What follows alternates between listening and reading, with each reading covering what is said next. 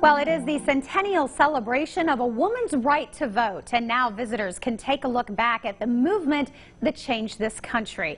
Joining us now with more on a new traveling exhibit now on display in Jonesboro is Ann Mason, Executive Director of the Heritage Alliance. Ann, great to have you on the show. Thanks for having me. Well, this has certainly been an exciting year as we take a look back at what happened 100 years ago and really the vital part that the state of Tennessee played. Yeah, I mean, Tennessee, that was a 36th state needed to, ratify the amendment. And actually today is Women's Equality Day because it's the day that it got, included in the Constitution, that 19th Amendment. So I'm wearing my Votes for Women sash in honor of this big anniversary. I love it. And it is something that we all need to celebrate. And we're talking about just that that letter that was written, a mom to her son, and how that vote really changed everything. It did. I mean, never doubt the power of a handwritten letter. Don't ever think that it can't change the world, because clearly it can.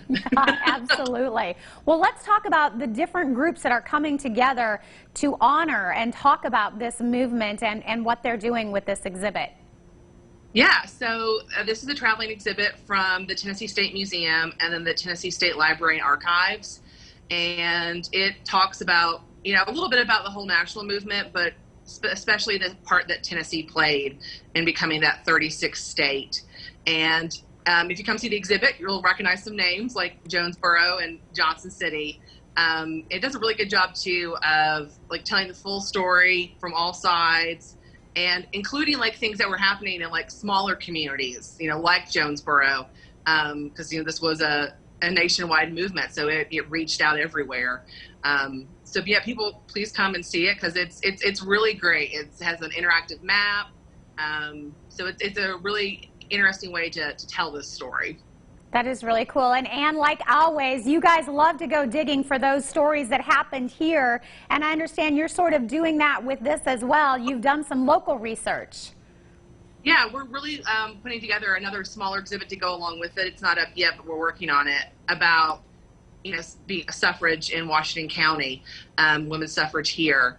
And we're working, with some good friends in Johnson City. Johnson City's got a great group, the Centennial Celebration group they have going on there.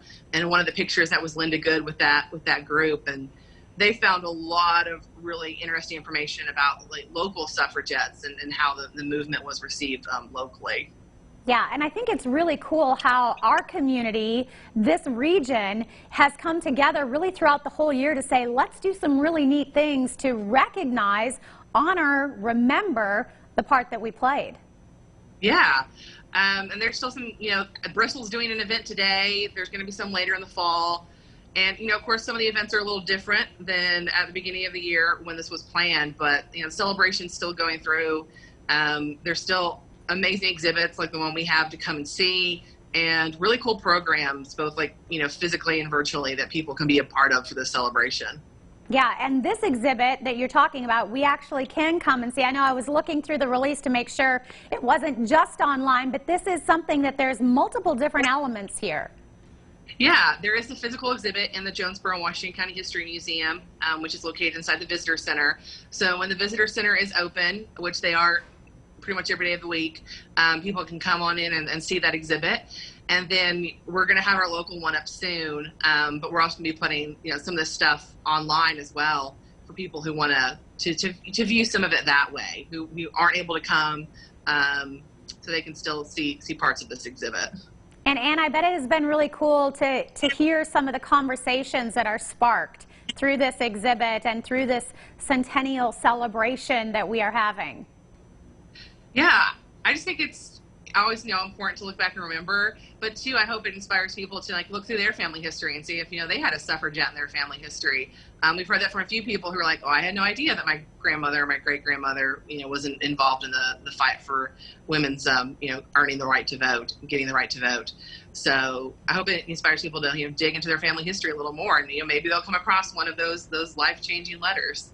Isn't that cool? That is amazing. It's really neat to see the role that we played. And like you mentioned, this was kind of that beginning step. I mean, from there, it really did change everything for women.